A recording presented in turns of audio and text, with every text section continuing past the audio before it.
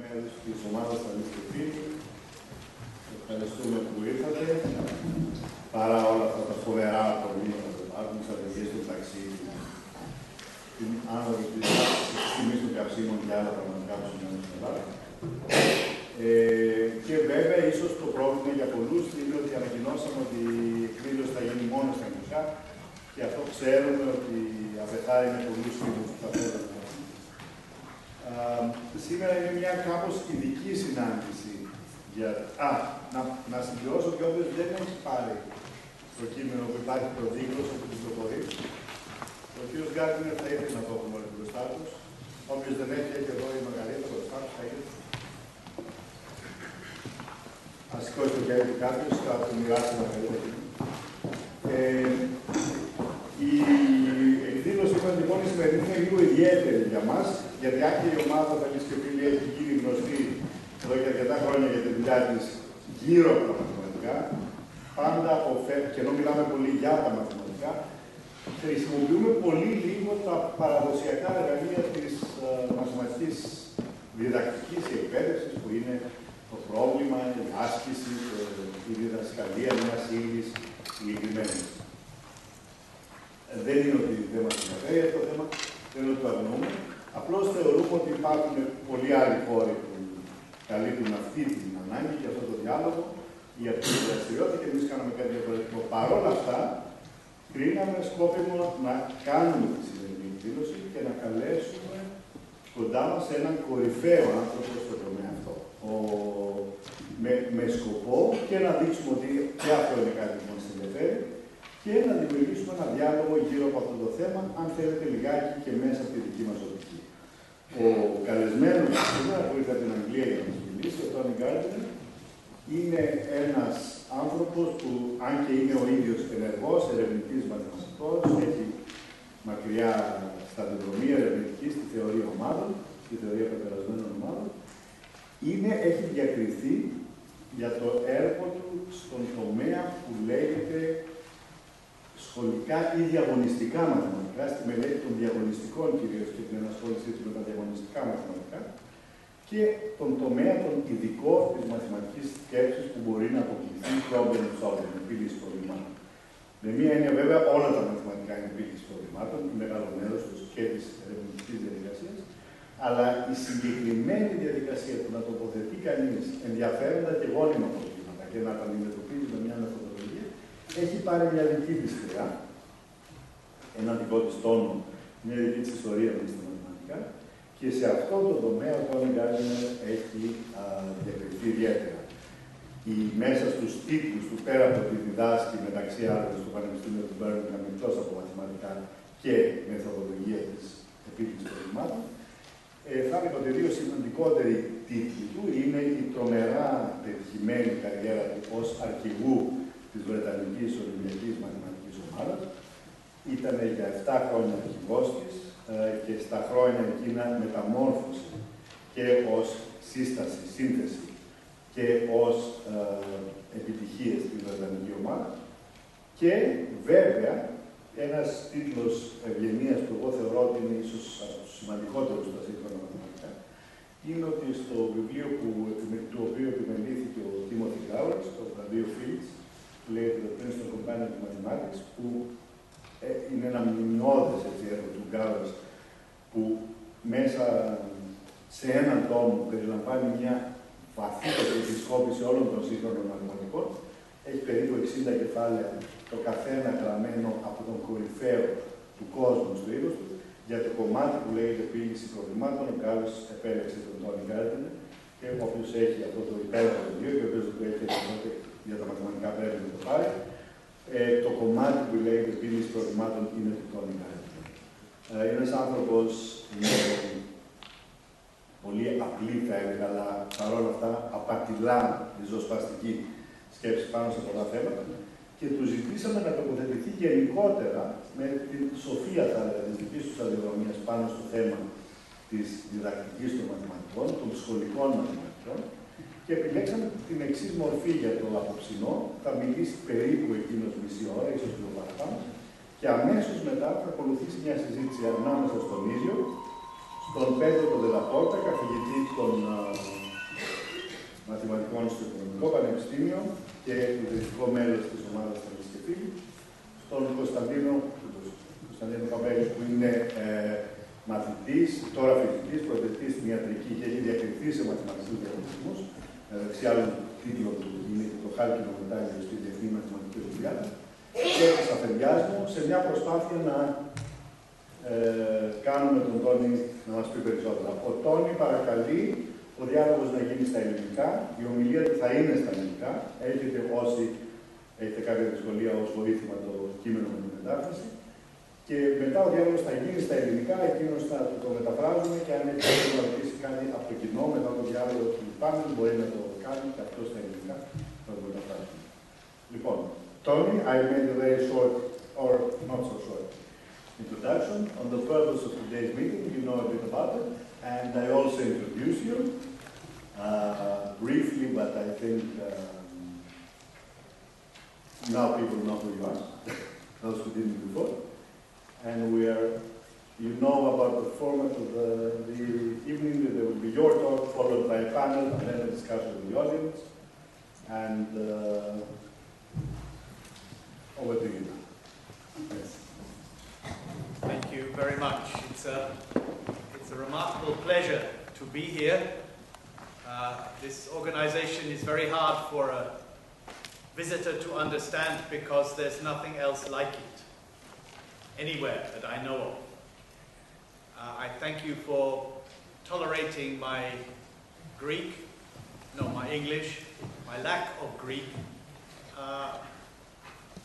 I've been given one clear instruction, namely to be short, to be brief, so that somehow the subsequent discussion can build on what is said. Do I have to press a button? Yes. Thank you. A light has gone on. I hope your ears are now working a little better as well. So I have, not only do you have a summary version with Greek translation, I hope, but there is a fuller version in English here for afterwards. The fuller version contains material I would rather you did not see now, because this is a mathematics talk, so we should do some mathematics. But if we do some mathematics, maybe you should have a chance to see what is missing afterwards. I am in danger here because I am not a teacher, I am not Greek, and I do not know the Greek school system. But I've been asked to make comments that might be of some interest. So I am guessing. I'm an outsider, I'm a mathematician. I've worked for 40-something years within the area of serious mathematics, but I have spent much of this time trying to bridge between children, schools, teachers, work, and research mathematics. And this is not so easy. I fear Apostolos may have mentioned Olympiads and competitions. Is that right? I did. This is one of many things I have done. I don't really like competitions. I use them as a way of getting students and teachers to engage with interesting mathematics. So the real love is mathematics. Competitions can become distorted. You can become too keen. If you think of East German athletics or swimming, it can be so important to succeed that you use methods which are not good for anybody, not good for the contestant, not good for anybody.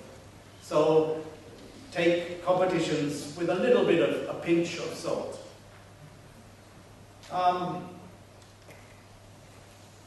I don't know what are seen in Greece as the most pressing issues in school mathematics. I did take some advice, but I don't know whether I understood what I was told. So let us start with three problems. You have them in front of you. Maybe you could look at the first one, although it is unfair because it asks you to think in English with your neighbour and be willing to suggest maybe an answer in a minute. Those at the back, this is your choice.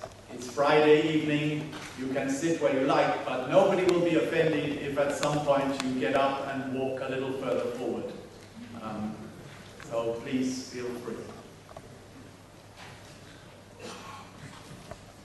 You all know an answer, or you don't want to talk to your neighbor?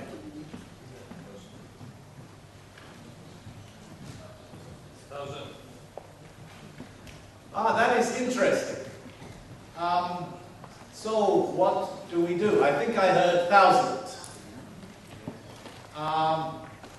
Well, this is certainly a number name that involves an A. So it's a good start. But what it tells us is the answer is no greater than 1,000. Yeah? Anyone want to improve on 1,000?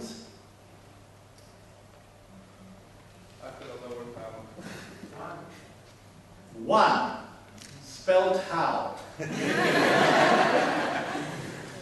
W-A-N. This is, I think, the Korean currency. Or is that the won? One. Well... Is it 100? Well, it depends if you use the word and.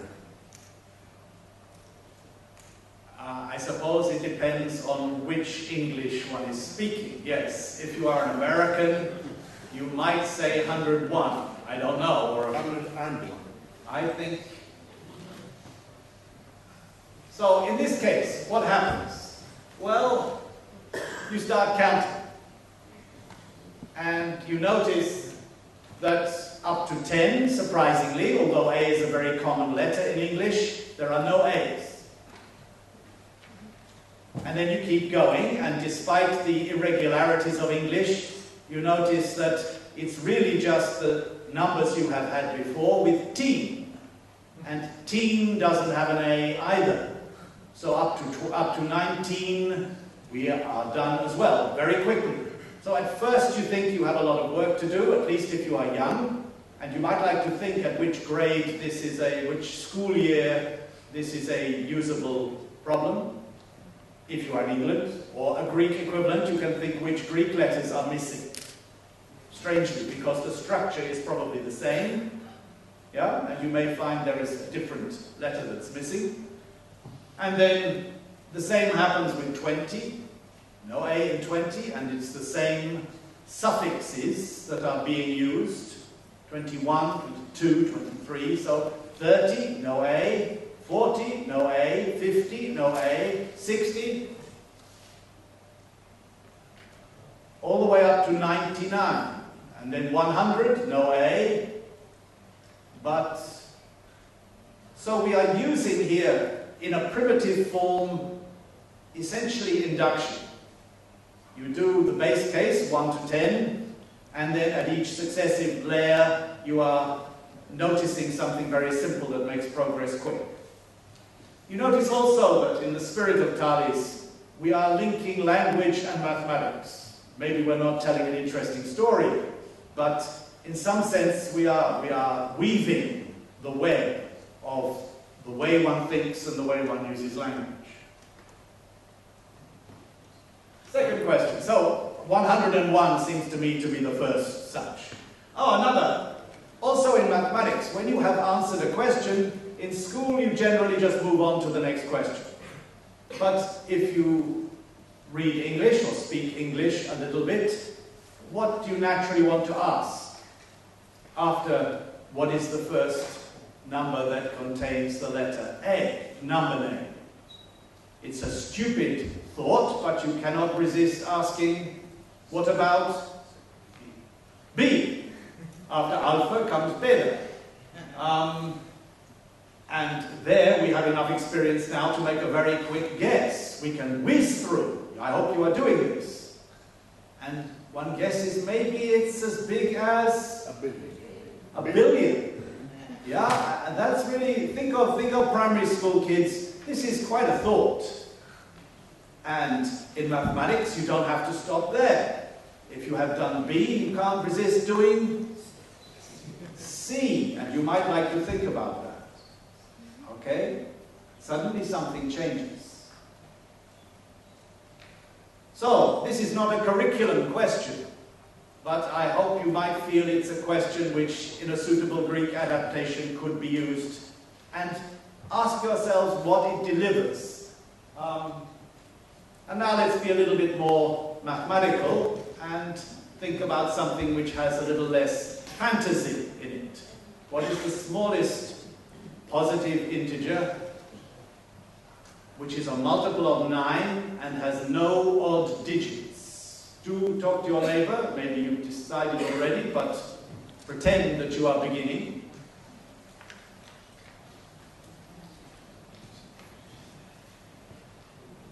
And think what you need to use, and so what year group, what grade level it might be interesting.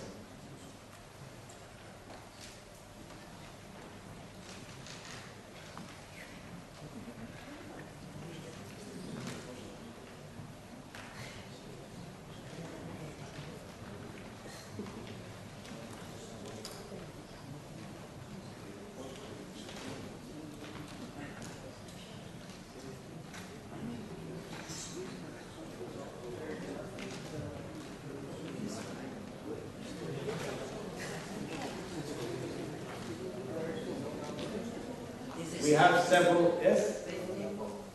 I beg your pardon? 64 is a very good multiple of 9. I think if I were you, I would put the calculator away and turn something else on. Yeah, you have a suggestion? No number. How do you come to this conclusion?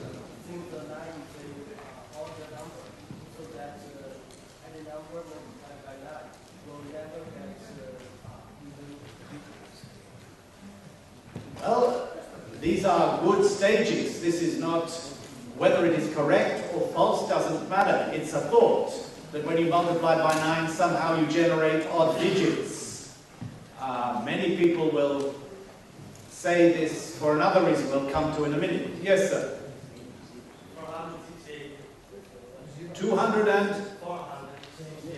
460. 68. Well, like 1,000 we had before, if this is a multiple of 9, which it is, 4, 6, and 8 are all even, so this is certainly an upper bound. Yeah?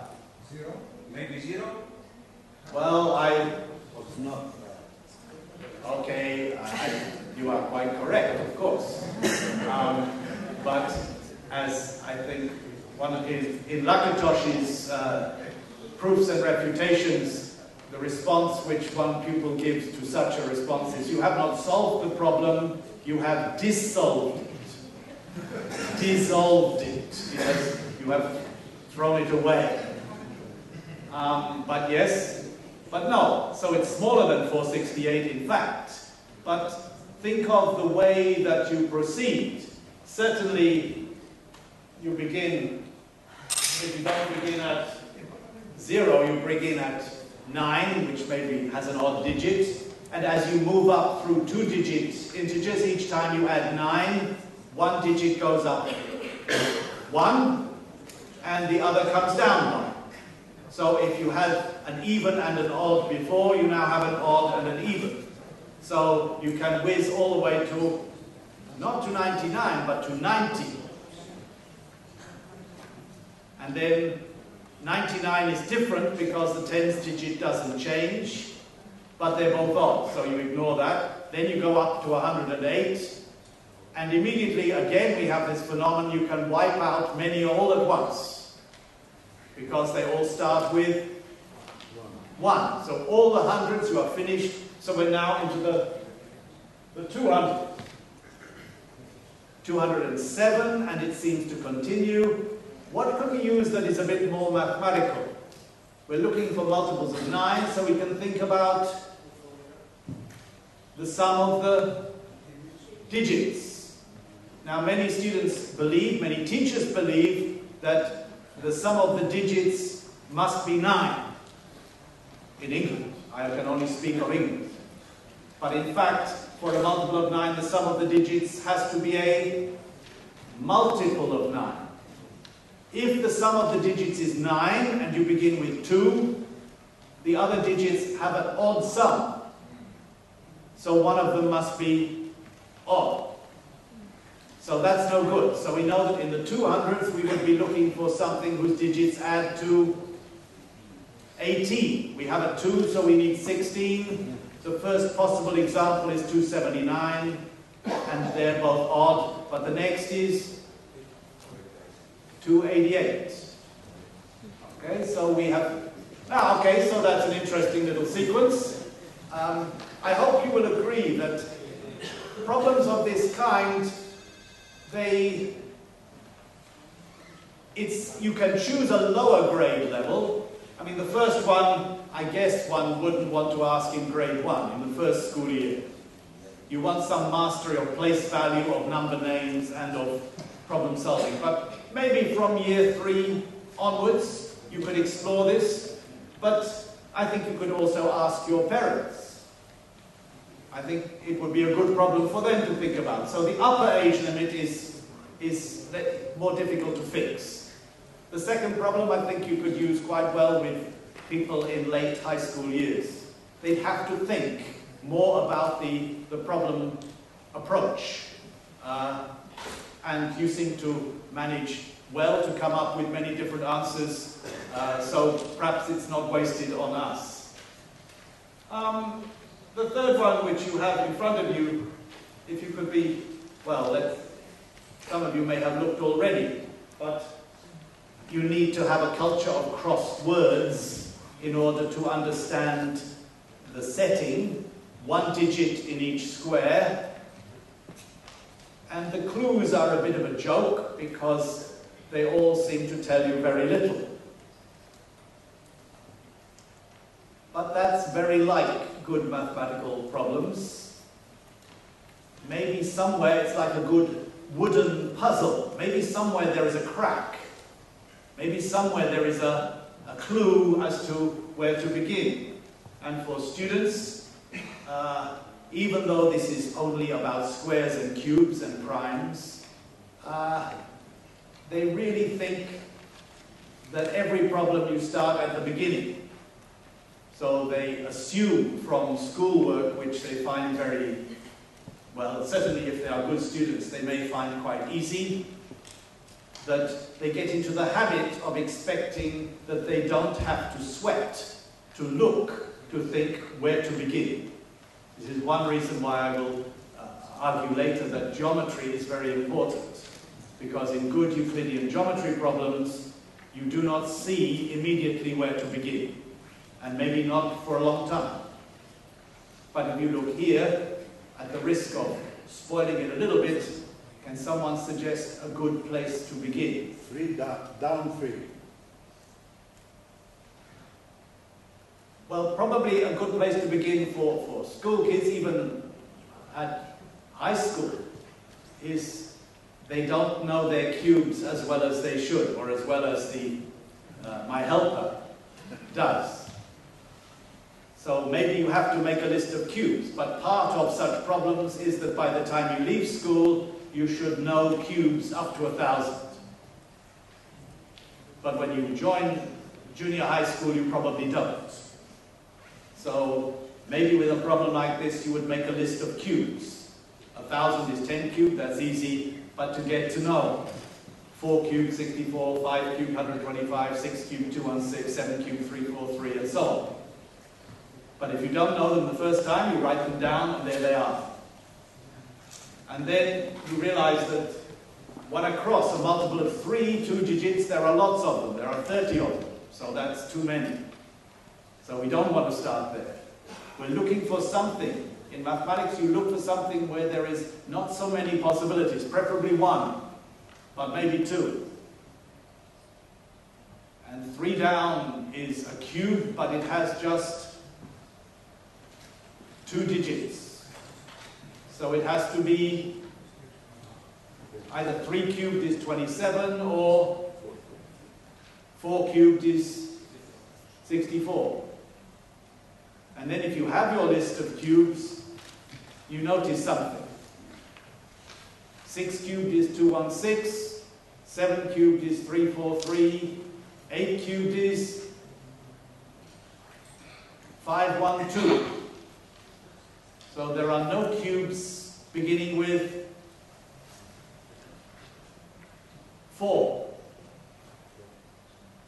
So 3 down cannot be 64 because the across clues have to begin with the, if it's 64, you have to have 600 and something for a cube, for 3 across. And 4 across also has to be a cube. So it's good practice at cubes, but also at looking for where to start. These are not things that are written in a curriculum very often, ever. But for maths teachers, we know that they are the things that will trip up progress at some point. So we slip into classifying students in ways that may be not very helpful. The comments at the bottom. So these look elementary, but in fact you need an idea to solve them. When you begin, maybe they look long and tiresome, but when you look more closely, you discover that in fact you can be quite quick afterwards, maybe not at the beginning. And you need to use more than just simple handle-turning methods, which are often what is taught. The next 2 problems we won't spend much time on, but they try to convey something different. You have a 4x4 square with corners cut out. You want to cut into 2 pieces and rearrange to make a rectangle. How to cut?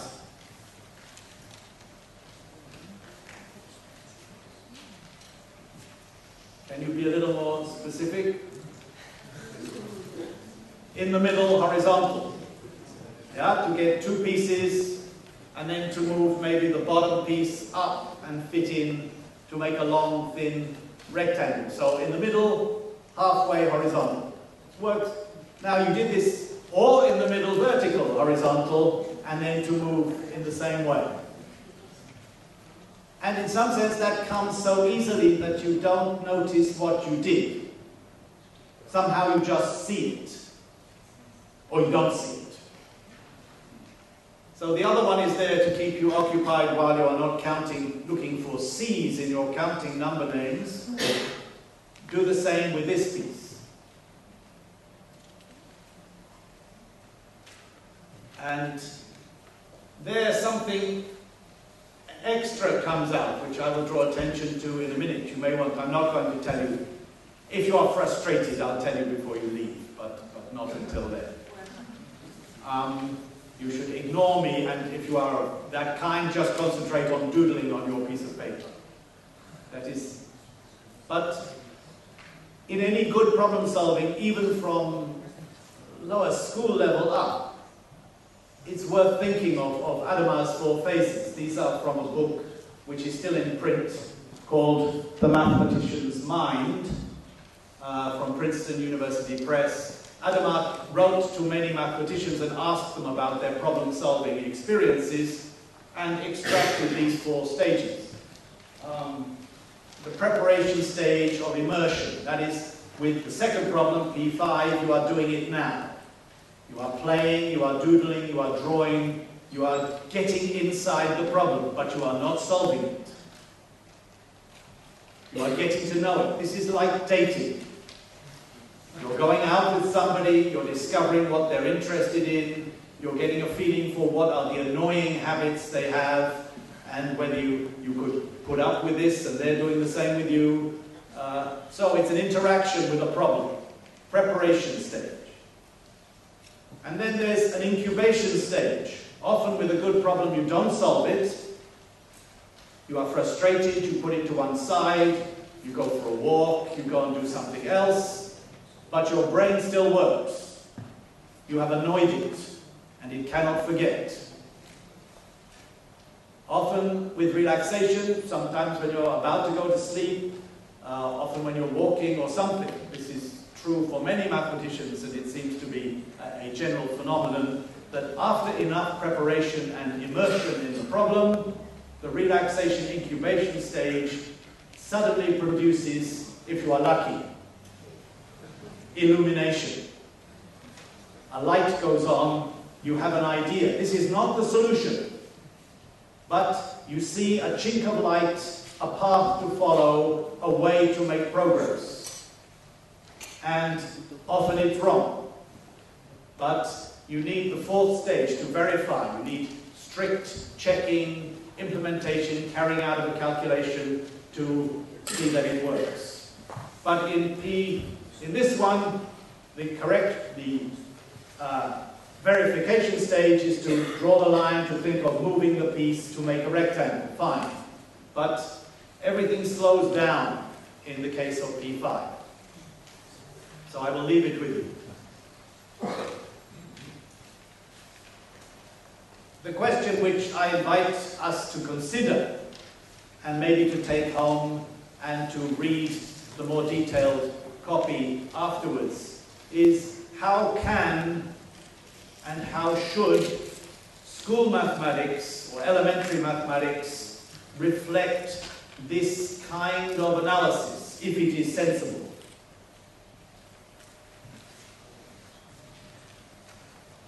And there is one of the dangers of school mathematics as it is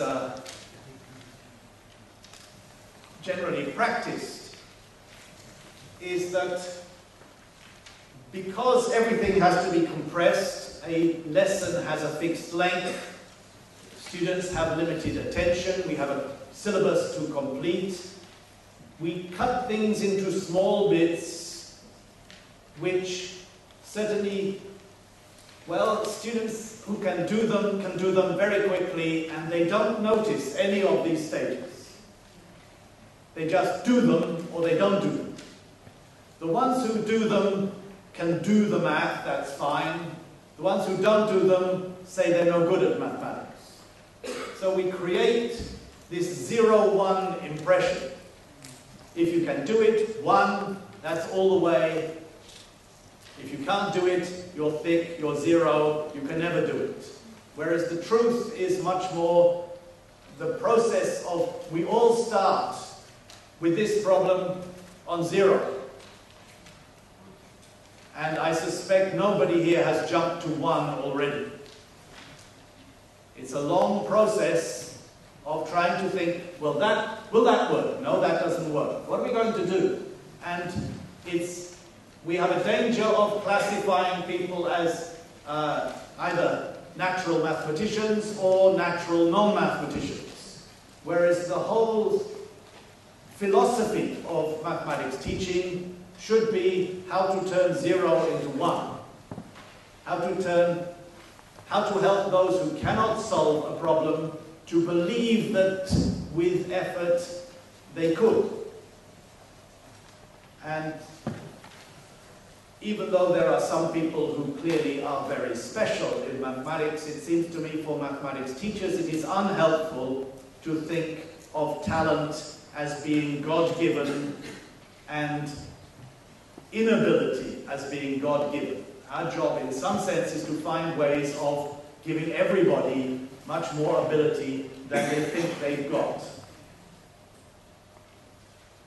So we have to somehow give